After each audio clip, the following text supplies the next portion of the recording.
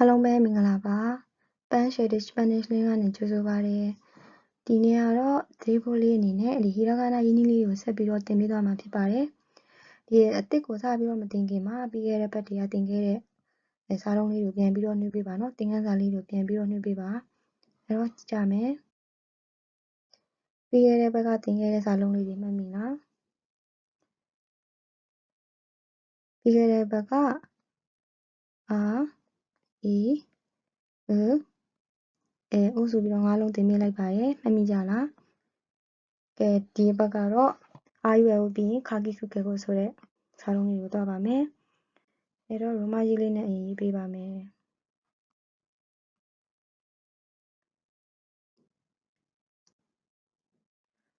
ရိုမကြီးလေးနဲ့မရေးတော့ဘူးเนาะဒီမှာခါခီခခဲကိုဆိုတဲ့စာလုံး၅လုံးလေးကိုရင်သင်ပေးမှာဖြစ်ပါတယ်အဲ့တော့အာယူကို၅လုံးပြီးသွားပြီဆိုတော့နံပါတ်6ကနေစပြီးတော့နံပါတ်7တက်ပြီးတော့သင်ပါမယ်ဒီခရဲ့ရင်းနှီးလေးပေါ့နော်ရင်းနှီးလေးကိုကြည့်မယ်တစ်ချက်နှစ်ချက်သုံးချက်အဲ့တော့ social လေးကဘယ်နှချက်ရှိလဲ3ချက်ရှိပါတယ်ပြန်ကြည့်မယ်တစ်ချက် social လေးရတဲ့ဘက်ကိုအားရလေးရတဲ့ဘက်ကိုသွားပါမယ်တစ်ချက်နှစ်ချက်ဆက်ကြည့်မယ်တစ်ချက်နှစ်ချက်သုံးချက် social လေးက3ချက်ရှိပါတယ်အဲ့တော့အစာအုပ်မှာပြန်ရေးတဲ့အခါအရင်ပြောခဲ့သလိုမျိုး social လေးတွေမှာတစ်ခါတည်းဖတ်ပြီးတော့ရေးပါနော်တစ်ချက်နှစ်ချက်သုံးချက်ခတစ်ချက်နှစ်ချက်သုံးချက်ခရမယ်နော်တစ်ချက်နှစ်ချက်သုံးချက်ခအဲ့တော့ social လေးမှတ်မိသွားပြီဆိုရင်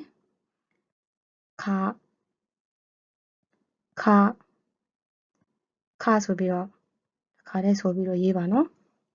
ညနေမှာဒီမှာသတိထားဖို့လိုရလေးရပေါ့နော်တန်တန်လေးဆွဲလာပြီးတော့ဒီနားလေးကိုသတိထားပေးပါဒီနားလေးကဒီလိုလုံးဝဒေါင်းကြီးပေါ့နော်ဒေါင်းကြီးမဟုတ်ပဲနဲ့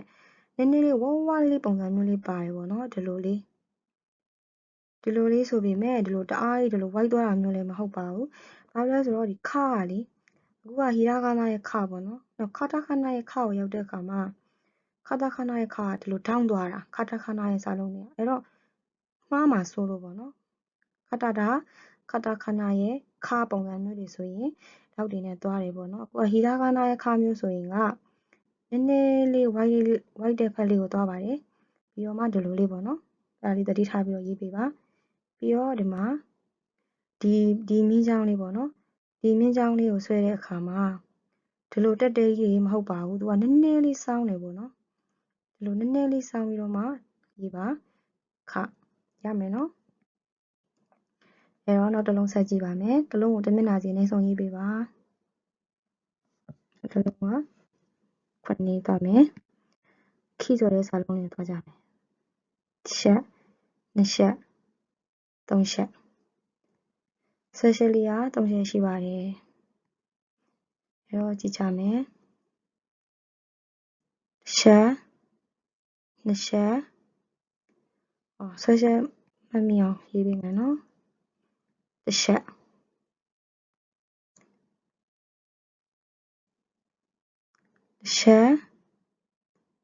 နှစ်ချက်ဒီဘက်ကိုသွားပါတယ်လာရလေးတွေရေးပေးထားတယ်တစ်ချက်နှစ်ချက်သုံးချက်ရမယ်နော်ကြည့်မယ်တစ်ချက်နှစ်ချက်သုံးချက်တစ်ချက်နှစ်ချက်သုံးချက်ဒီနေရာမှာသတိထားဖို့လိုတာပေါ့နော်ဒီမှာနည်းနည်းလေးတော့တိုးသွားတယ်ဒီခိဆိုတဲ့စာလုံးကိုရေးတဲ့အခါမှာပေါ်မြင့်ကြောင့်ပထမတစ်ချက်ကနည်းနည်းလေးရှည်ရယ်ပေါ့နော်မတိမတာလေးပါပဲအများတော့မဟုတ်ဘူးပေါ့နော်ဒုတိယတစ်ချက်ကနည်းနည်းလေးပထမချက်တဲ့နည်းနည်းလေးတော့တိုးတယ်ပေါ့နော်ပြီးတော့ဒီလိုလေးမြင်းကြောင့်ဖြတ်လိုက်တယ်အဲ့ဒီမှာအခုရေးထားတဲ့ဝါသရှိရေးထားတဲ့ပုံစံမျိုးမဟုတ်ပဲနဲ့ဒီလိုမျိုးလေးရေးလည်းရပါတယ်ခီယာကြီး2မျိုးရှိတယ်ပေါ့နော်အဲ့ဒီမှာအဆင်ပြေတဲ့နည်းကိုရေးလို့ရပါတယ်ဒီနည်းလေးလည်းရတယ်လို့ဒီနည်းလေးလည်းရတယ်ပေါ့နော် ဒီနှစ်ခုကအဆင်ပြေတဲ့နည်းလေးကိုရေးပေးပါဘယ်ဟာပဲရေးမှန်ပါတယ်တက်ရှိကတော့ဒီနည်းလေးပဲအမြဲသုံးပြတဲ့အတွက်ကြောင့်မလို့ဒီစာလုံးလေးကိုပဲရေးပါတယ်မင်းသားစာလုံးကကြိုက်တဲ့စာလုံးလေးကိုရေးပေးပါနော်အဲတော့ထုံးစံတိုင်းပဲစာရေးတဲ့အခါမှာ social လေးတွေကိုဆိုပြီးတော့ရေးပေးပါလို့ပြောထားတယ်နော်အဲတော့ social လေးကိုဆိုပြီးတော့ရေးချမယ်တစ်ချက်နှစ်ချက်သုံးချက်ခီရမယ်နော်အဲတော့နောက်တစ်လုံးဆက်ကြည့်မယ်ခုဆိုတဲ့စာလုံးလေးဖြစ်ပါတယ်အရန်လွယ်ပါတယ် social လေးကတစ်ချက်ပဲရှိပါတယ်ပြန်ကြည့်ကြမယ်ခုရမယ်နော် social လေးကတစ်ချက်ပဲရှိပါတယ်သူကဘာလေးနဲ့တူလဲဆိုတော့မြန်မာကြတွေမှာလေးဒီ less than greater than လို့သင်ရရမလားအဲ့ဒီအမှသုံးတဲ့ပုံစံလေးနဲ့အတူတူပဲပေါ့နော်ဒီတွက်မှတ်လိုက်ပေါ့နော်အကြောင်းပို့ပြီးတော့မှတ်မိလွယ်တယ်ပေါ့နော်ကိုအလွယ်မှတ်တဲ့နည်းကြိုက်တဲ့နည်းလေးနဲ့လွယ်မှတ်ပြီးတော့ရေးလို့ရပါတယ်အဲ့လိုမှတ်တဲ့နည်းလေးတွေကပို့ပြီးတော့ပေါ့နော်မှတ်မိလွယ်ပါတယ်အဲ့တော့ကြည့်မယ်ချက်ခု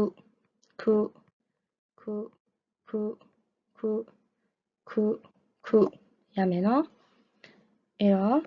ကိုဆိုတဲ့စာလုံးလေးတွက်မယ်ကိုစာလုံးလေးတွက်မယ်ခုပြီးတော့ခဲဆိုတဲ့စာလုံးလေးလာပါမယ်ဆက်ချက်လေးက3ချက်ရှိပါတယ်ဆက်ချက်လေးက3ချက်ရှိပါတယ်အဲ့တော့ကြည့်ကြမယ်တစ်ချက်ရမယ်နော်တစ်ချက်နှစ်ချက်တစ်ချက်နှစ်ချက်သုံးချက်ဒီနေရာမှာခုသတိထားဖို့ရှိတာကပေါ့နော်ဒီနည်းကြောင်းလေးတအားကြီးခုံခုတို့ဝမ်းဝမ်းလေးလည်းမဟုတ်ဘူးဖြောင်းဖြောင်းလည်းမဟုတ်ဘူးအဲ့ဒီအလေရပေါ့နော်အနေထားလေးပေါ့နော်နည်းနည်းလေးပဲဟို white ပုံစံမျိုးလေးပေါ့နော်တအားကြီးလည်းမ white ပါဘူးတအားကြီးလည်းဖြောင်းဖြောင်းလေးမဟုတ်ပါဘူးနည်းနည်းလေးမတိမတာလောက်လေးပဲနော်အဲ့တော့နောက်တစ်ခုကဒီမှာနှစ်ချက်မြောက်ကကျတော့မြင်းတန်တန်လေးဆွဲလိုက်တယ်ပြီးတော့နောက်တစ်ချောင်းလည်းတို့တက်လည်းမဟုတ်ဘူးတအားကြီးဝိုက်လည်းမဟုတ်ဘူးပေါ့နော်အဲ့တော့တစ်ချက်နှစ်ချက်သုံးချက်တစ်ချက်နှစ်ချက်သုံးချက်ရမယ်နော်ဒီလိုမျိုးတောင်းဒီလိုဖြောင်းဖြောင်းကြီးမဟုတ်ပါဘူးဒီလိုကြီးမဟုတ်ဘူးနော်ချက်နှစ်ချက်သုံးချက်နည်းနည်းဝိုက်ကလေးတွေပေါ့နော်အများကြီးလည်းမဟုတ်ပါဘူးအဲ့တော့သတိထားပေးပါနော်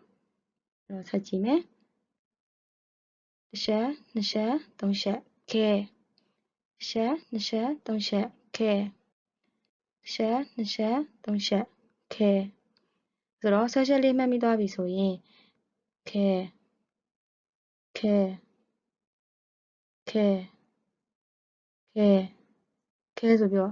ဆိုပြီးတော့တခါလေးရေးတော့ပါနော်အဲ့တော့နံပါတ်30စာလုံးလေးက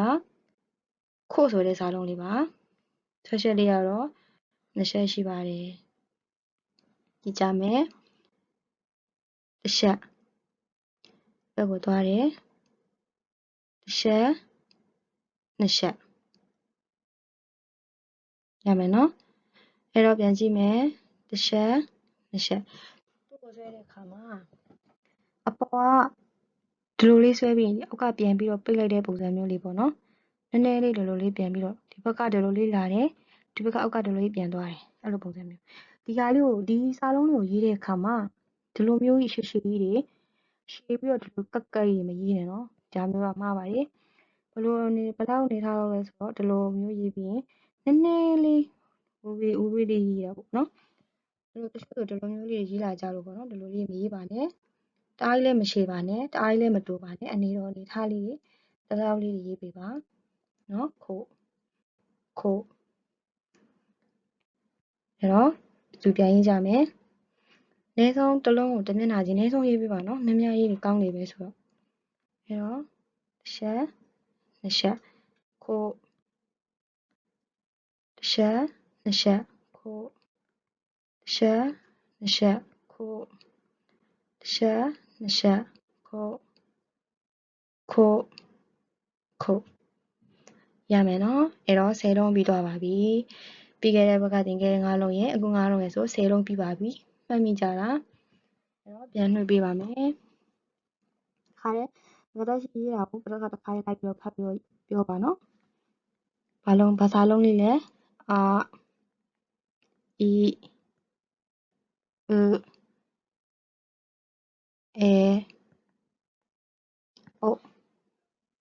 ဒီနေ့သင်တဲ့ငါးလုံးကခခီခုခဲခုရမယ်နော်10လုံးပြီးသွားပါပြီဒေရှာလေးကြက်ပေးပါမှတ်ပေးပါရေးပေးပါနော်အဲ့တော့နောက်တဲ့ငါးလုံးလေးကိုဆက်ပြီးတော့သွားပါမယ်နာ recording နဲ့လေးပြတ်သွားလို့ပြန်ပြီးတော့ရေးပြပါမယ်ဆိုတဲ့စာလုံးလေးပေါ့နော်73နံပါတ်73တင်တယ်73ပေါ့နော် social လေးက20ရှိပါတယ်ပြန်ကြည့်မယ်ရှက်2ချက်စ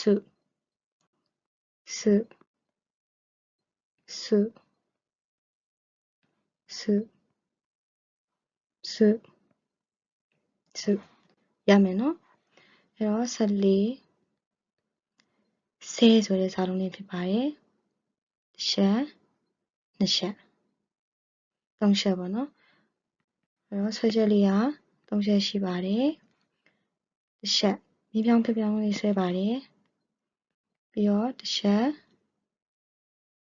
2ချက်ရှက်2ချက်3ချက်ရှက်2ချက်3ချက်ရှက်2ချက်3ချက်ရှက်2ချက်3ချက်အဲ့တော့ဆွဲချက်လေးမှတ်မိသွားပြီဆိုရင်10ဆိုပြီးတော့ဖတ်ပါမယ်နောက်တစ်လုံးက15ဆိုတဲ့စာလုံးလေးဖြစ်ပါတယ်ဆွဲချက်လေးကတစ်ချက်တည်းနဲ့ပြီးပါတယ်ကြည့်မယ်နော်ပေါ်ကတူတူလေးပေါ့နော်မြင်းပြောင်းလေးတစ်ချောင်းဆွဲတယ်အောက်ကိုပြန်ဆွဲချတယ်ပြီးတော့ဇက်လေးနဲ့တူတယ်ပေါ့နော်ပြီးတော့မှကတူလေးဘောဝိုက်လေးပြန်ဆွဲလိုက်တာအဲ့တော့ဆွဲချက်လေးကတစ်ချက်ပဲရှိပါတယ်ပြန်ကြည့်ပါမယ်ဆိုဒီနေရာမှာသူ့ကိုဆွဲတဲ့အခါမှာပထမစဆွဲတဲ့ဒီ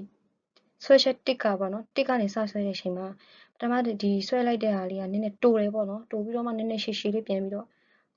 ဆွဲလိုက်တာပေါ့နော်ဒီနေရာမှာဒီဟာလေးသတိထားပါဒါလေးတွေကမညီပါဘူးနော်ဆိုဒီလိုလေးတွေလို့ပေါ့နော်ညီညီတွေဆွဲလာတာမျိုးတွေရှိရပေါ့နော်အဲ့လိုမဟုတ်ဘူးဒီလိုလေးပြီးတော့ဒီလိုလေးပေါ့နော်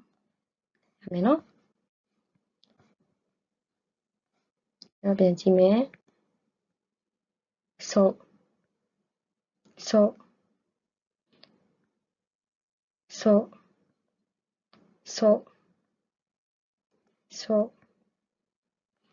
ဆိုပြီးတော့ကဲ15လုံးပြီးပါပြီအားလုံးပါပေါ့နော်ဒီနေ့ကတော့10လုံးတင်လိုက်ပါတယ်အဲ့တော့ပြန်ပြီးတော့နှုတ်ပေးမယ်စာရှိစုဆေဆိုပြီးတော့5လုံးပြီးပါပြီအဲ့တော့အစားပြန်နှွေးပေးပါမယ်အာအီဥအေအိုခါခီခုခဲခုစာရှိစုဆေ